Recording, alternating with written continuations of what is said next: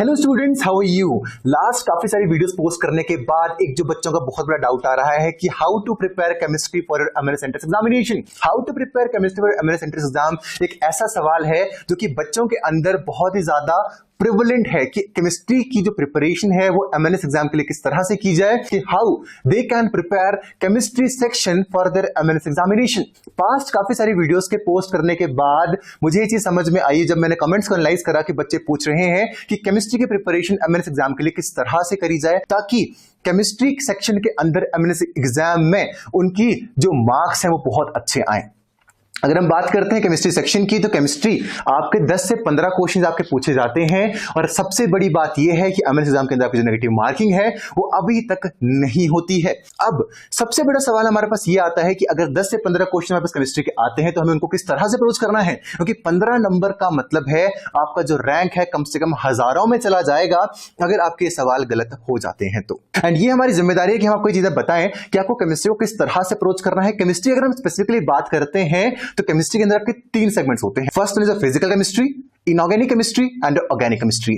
आज की वीडियो के अंदर हम बात करने वाले हैं कि केमिस्ट्री के लिए आपको क्या क्या करना है जिससे एमएनएस एग्जाम के अंदर आपके सारे के सारे क्वेश्चंस ठीक हों और आपके क्वेश्चंस बिल्कुल भी गलत ना हो। इस वीडियो को कंप्लीट देखिएगा, चैनल को सब्सक्राइब करिएगा, वीडियो को लाइक करके जाइएगा, क्योंकि चीजें इस तरह से यहां पर होती हैं। बहुत ही ज्यादा बेहतरीन जो कंटेंट है वो हम लोग आपके लिए लेकर आते हैं। इसी तरह से आपका how to prepare GK, how to prepare English, सारे के सारे सब्जेक्ट्स की जो वीडियोस हैं वो आने वाली हैं, जो कि आई बिलीव कि आपके लिए बहुत ज्यादा बेनिफिशियल होने वाली है, that if you are a serious student. Start करिए केमिस्ट्री के साथ। केमिस्ट्री की अगर हम बात करते हैं तो हमारे पास कुछ किताबें हमारे माइंड में आती हैं जो कि फीड करी जाती हैं जब हम लोग नीट की प्रिपरेशन कर रहे होते हैं, या फिर हो सकता है किसी ने बोथ रखा जब वो जेईई की प्रिपरेशन कर रहा हो। NCERT is the Bible, Quran, Gita, ये चीज बोली जाती है बायो के लिए, लेकिन केमिस्ट्री के लिए ये कुछ जो पर्सपेक्टिव है वो आपको वहां पर चेंज जाता है।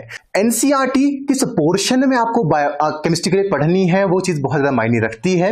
तो आज हम बात करने वाले हैं फर्स्ट ऑफ ऑल कि आपको एनसीईआरटी के ऊपर फोकस नहीं करना है। एनसीईआरटी एक ऐसी किताब है जो कि बहुत कंसाइज तरीके से लिखी गई है और उसके ऊपर इतनी मोटी मोटी जो रेफरेंस बुक्स है वो बनाई गई हैं उनको समझने के लिए। एमएनएस एग्जाम के अंदर केमिस्ट्री की वेटेज कम होने के कारण आपको फोकस करना होता है स्पेसिफिक चीजों के ऊपर। जब स्पेसिफिक चीजों के ऊपर फोकस करेंगे तो आपकी जो सिलेक्शन है वो रहेगी। इस वीडियो के अंदर मैं 3 पार्ट्स में बात करने वाला हूं।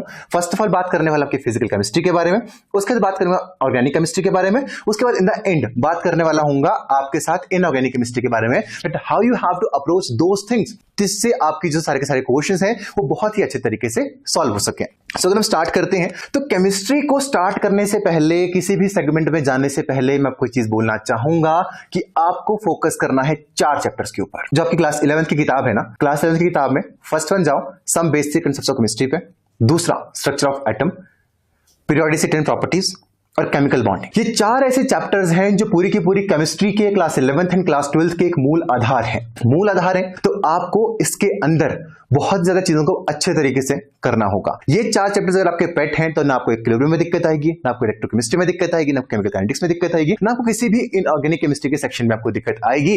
और अगर आपको ये 4 चैप्टर नहीं आते तो कार्बन की टेट्रावैलेंसी भी पूरी नहीं कर पाओगे जब हाइड्रोकार्बन ऑर्गेनिक केमिस्ट्री के अंदर जाओगे। 4 चैप्टर्स को बिल्कुल पेट कर लो, ठीक है। अब अप्रोक्सीमेटली 10 से 15 क्वेश्चन आपके यहां पर आएंगे और नेगेटिव मार्किंग नहीं होगी। तो नेगेटिव मार्किंग अगर नहीं है तो आपको सारे के सारे क्वेश्चंस को सॉल्व करना है और सारे के सारे क्वेश्चन को कोशिश करनी है आपको सारे के सारे क्वेश्चन को सिर्फ सॉल्व ना कर उन सारे के सारे क्वेश्चंस को सही भी करना है। ये चीज आपको करनी है। हम बात करने वाले होंगे सेक्शन वाइज सिलेबस की, सेक्शन वाइज जो आपकी डिटेलिंग है सिलेबस की हम बात करने होंगे। स्टार्ट करेंगे फिजिकल केमिस्ट्री के साथ, क्योंकि फिजिकल केमिस्ट्री का आपका एक ऐसा एरिया है जहां पर आपको जो क्वेश्चंस है वो न्यूमेरिकल बेसिस पे आते हैं। फिजिकल केमिस्ट्री का जो सेगमेंट है आपका काफी बड़ा है एंड वहां पर आपको जो न्यूमेरिकल्स हैं वो आते ही आते हैं। न्यूमेरिकल आपको एमएनएस एग्जाम के अंदर बहुत ज्यादा हाई एंड लेवल का नहीं आएगा, लेकिन न्यूमेरिकल वहां पर आपसे पूछा जाएगा। अगर आपसे वहां पर न्यूमेरिकल पूछा जाएगा तो आप वहां पर कंफ्यूज नहीं होने चाहिए। फिजिकल केमिस्ट्री की मैं बात करूंगा तो फिजिकल केमिस्ट्री के अंदर आपको फोकस करना है न्यूमेरिकल्स के ऊपर। न्यूमेरिकल्स आपके तब तक नहीं होंगे जब तक आपके कंसेप्ट्स और उसके साथ में फॉर्मूलाज के ऊपर मास्टरी नहीं है। The first thing that you have to do in the physical chemistry is focus on clearing the concepts. Concepts को क्लियर करने के लिए आप हेल्प ले सकते हो मेंटर की, आप हेल्प सकते हो टीचर की। टीचर आपको बताएगा कि कंसेप्ट्स को किस तरह से आपने मास्टर करना है, कौन सा फॉर्मूला किस तरह से डिराइव होता है। फर्स्ट ऑफ ऑल आपको ये चीज करनी है, first of all clear concepts through a mentor दूसरी चीज आपको क्या करना है, उसके बाद जितने भी फॉर्मूलाज वहां से निकल कर आते हैं, जितने भी फॉर्मूलाज डिराइव हो रहे हैं, आपको सारे के सारे जो फॉर्मूलाज हैं वो आपको याद होने चाहिए। फॉर्मूलाज को याद करने के लिए आपको एक गुरु मंत्र देता हूं, टिप देता हूं। क्या करो, 10 रुपए की नोटबुक खरीदनी है, उससे बड़ी नहीं खरीदनी है, 10 रुपए की ही खरीदनी है। क्यों खरीदनी है 10 रुपए की? क्योंकि अगर बड़ी खरीदोगे तो बहुत सारी चीजें लिख लोगे, बहुत सारी चीजें नहीं लिखनी है। Only write the formulas and the important points of a specific chapter. One chapter must not exceed more than 2 to 3 pages of that small notebook. उससे ज्यादा पेजेस नहीं भरने हैं। सिर्फ फॉर्मूलाज, हर चैप्टर के फॉर्मूलाज, हर चैप्टर के इंपॉर्टेंट पॉइंट्स को आपको वहां पर लिखना है।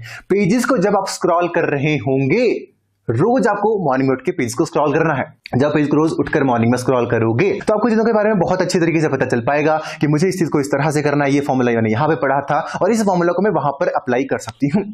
कंसेप्ट क्लियर करने के बाद आपको फॉर्मूलाज के ऊपर मास्टरी करनी है और उसके बाद आपको जाना है क्वेश्चंस के ऊपर। ऑब्जेक्टिव क्वेश्चंस जितने ज्यादा आप करते हो उतनी ज्यादा आपकी जो प्रैक्टिस है वो होती है।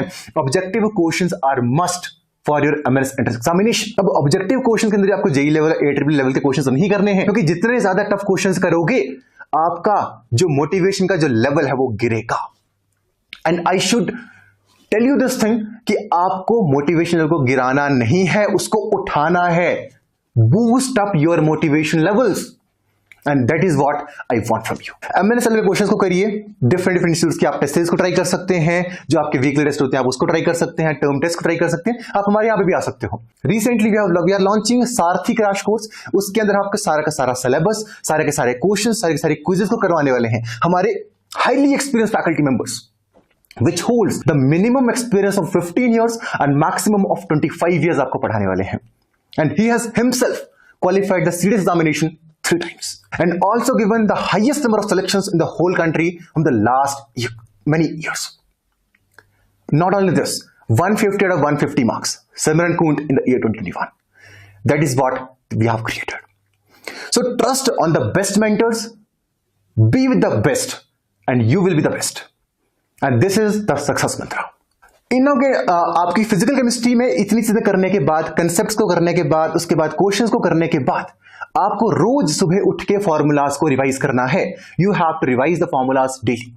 रोज जो फॉर्मूलाज को आप रिवाइज करोगे आपके अंदर दिमाग की चीजें बढ़ती जाएंगी, बढ़ती जाएंगी, बढ़ती जाएंगी। उसके साथ में आपको जो रेगुलर टेस्ट है वो देने की बहुत ज्यादा जरूरत है। सेल्फ स्टडी और इंस्टीट्यूशन के साथ स्टडी में यही एक डिफरेंस होता है कि आपको यहां पर एक शेड्यूल मिलता है कि एक हफ्ते के अंदर अगर इतना सिलेबस कराया गया है तो इसके बाद उसका पेपर होगा। आप खुद से क्वेश्चन की प्रैक्टिस करते हो। उसके बाद टेस्ट सीरीज के अंदर आपको जो टीचर्स हैं वो ऐसे ही क्वेश्चंस देते हैं जो कि रिपीट होने के बहुत ज्यादा चांसेस होते हैं। And I would like to tell you one thing कि लास्ट ईयर हमारी टेस्ट सीरीज से अप्रोक्सीमेटली 15 to 25 क्वेश्चंस जो थे वो रिपीट हुए थे in the various different subjects. तो आपको भी वो चीजें करनी है। Practice more and more questions of MNS level. इस तरह से फिजिकल केमिस्ट्री आप बहुत आसानी से जीत लोगे। अब उसके बाद बात आती है आपकी ऑर्गेनिक केमिस्ट्री की। ऑर्गेनिक केमिस्ट्री आपकी ऐसी केमिस्ट्री है जिसके अंदर अगर आपका केमिकल बॉन्डिंग का चैप्टर क्लियर नहीं है तो वहां पर दिक्कत हो सकती है। बहुत सारे बच्चे हमने ऐसे देखे हैं जो कि ऑर्गेनिक केमिस्ट्री के अंदर पहुंच जाते हैं, बड़े बड़े रिएक्शंस को रट लेते हैं, but they don't even know alpha carbon, beta carbon, उनको चीजें पता ही नहीं है। कार्बन की टेट्रावैलेंसी तक पूरी करने नहीं आती है। They are just dependent over cramming the things. You must not cram the things in the organic chemistry. Organic chemistry cram करने वाली चीज नहीं है। हमारे टीचर हुआ करते थे in one of the institution, I would not like to take the name, वो चीज कहते थे कि ऑर्गेनिक केमिस्ट्री जो है वो आपकी रटने की चीज नहीं है। It's a kind of thing you should understand. Reactions खुद से बनते हैं। सैंड में रिएक्शन, गेटर में रिएक्शन, आपके वर्ड्स रिएक्शन, एल्डोल कंडेंसेशन, सब तुम्हारे खुद से बनेंगे। हर से एक रिएक्शन तुम खुद बनाओगे। You should know the basic concepts, you should know what the reagents, what's electrophile, what's nucleophile, you should know all this things. जब ये चीजें पता होंगी, ऑर्गेनिक केमिस्ट्री हलवा है, बहुत आराम से क्वेश्चन कर पाओगे। अगर ऑर्गेनिक केमिस्ट्री करनी है, first of all general organic chemistry आपकी मास्टरी होनी चाहिए। उसके बाद हाइड्रोकार्बन्स पे जाना, alcohols, aldehydes, amine, alkyl halides. Major जो रिएक्शंस हैं उनको आपको समझना होगा, बेसिक लेवल से चलना होगा। How the carbon tetravalency completes primary carbon, secondary carbon, tertiary carbon, alpha carbon, beta carbon, what are alkyl halides, किस तरह से चीजें होती हैं, ये चीज जाननी है। गो इन द डेप्थ। इस तरह चीजें नहीं करनी है कि आप बस सरफेस लेवल पे चीजें पढ़ रहे हो, तब सिलेक्शन नहीं होगी। याद होंगे आपको क्लास 12th के दिन, क्लास 12th में जब आप थे, क्लास के अंदर 3 तरह के बच्चे हुआ करते थे। एक वो जो नहीं पढ़ते थे, एक वो जो कुछ कुछ पढ़ा करते थे, और तीसरा एक बंदा होता था टॉपर क्लास का। वो क्यों हुआ करता था? Have you ever thought this thing? वो इसलिए हुआ करता था कि वो टीचर की हर एक बात को सुनता था। हम कभी कभी होमवर्क स्किप करना भूल भी जाते थे, हम होमवर्क स्किप कर देते थे, हम कॉपियां भूल जाते थे, लेकिन वो क्लास का एक ऐसा बंदा था जो हर चीज को मानता था। Blind trust over your mentors, over your teachers. And जो चीज बोली गई है हर एक चीज को करना। जो टीचर बोलता है वो आपके भले के लिए बोलता है। बेटा जितनी आपकी एज है ना, वो टीचर्स उतने टाइम से पढ़ा रहे हैं। You should trust your teachers. The first thing, जब भी आप किसी रास्ते पर चलते हो, राहगीर पर भरोसा करना बहुत ज्यादा आवश्यक होता है। अगर राहगीर पर भरोसा नहीं करोगे तो उस मंजिल तक नहीं पहुंच पाओगे जहां तक पहुंचना चाहते हो। And that's what makes the history. And you are the one that's going to make the history in the year 2022. सिमरन कुंड की जगह मुझे अगले साल तुम्हारा नाम चाहिए, and you will make the history.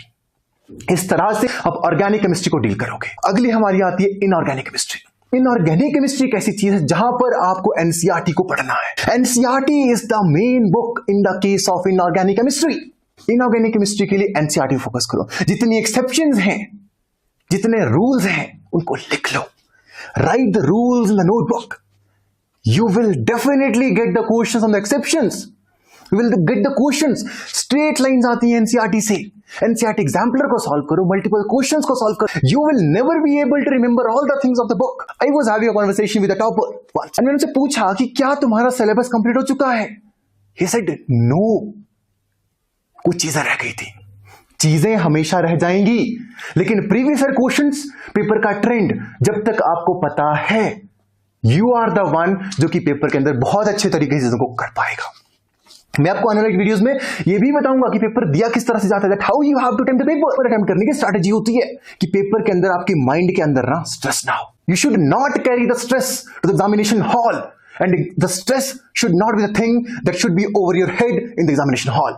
Examination hall के अंदर आप बिल्कुल कूल होने चाहिए, आप बिल्कुल काम होने चाहिए। एनसीईआरटी बुक्स पे आप जितना ज्यादा फोकस करेंगे इनऑर्गेनिक केमिस्ट्री के अंदर, उतनी ज्यादा चीज आपके लिए बेहतरीन होंगी।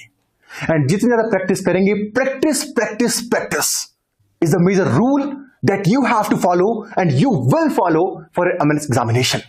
तो ये हमारी स्ट्रैटेजी है जिसके ऊपर हम लोग चल रहे होंगे। नोटबुक खरीदो, रोज रिवीजन करो।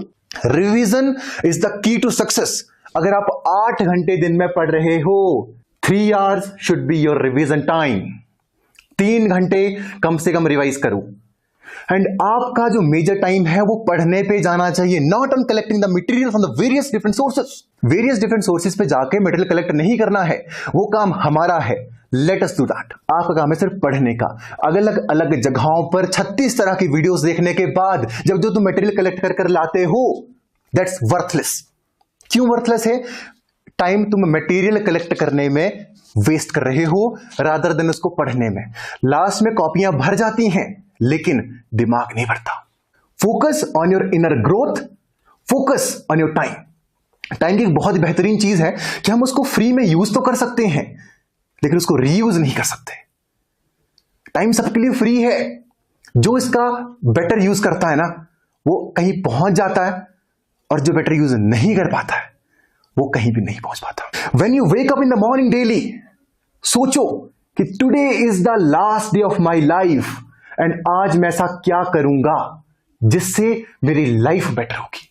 And that's the agenda of the day you should follow. Thank you so much for joining me in this video. Do like this video, subscribe करिएगा, एंड डेफिनेटली वीडियो को आप शेयर करिए अपने उन सारे एस्पिरेंट्स के साथ जो कि केमिस्ट्री के अंदर प्रॉब्लम्स को फेस कर रहे हैं। Thank you so much. जय हिंद, जय भारत।